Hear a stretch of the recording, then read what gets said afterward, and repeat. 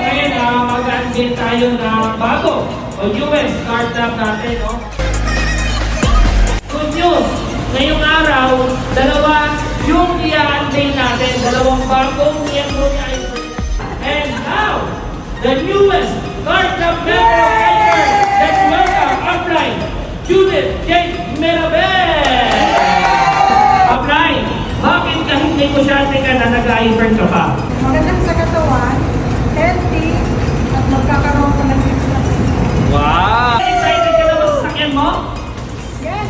Yes! So, 3, 2, 1!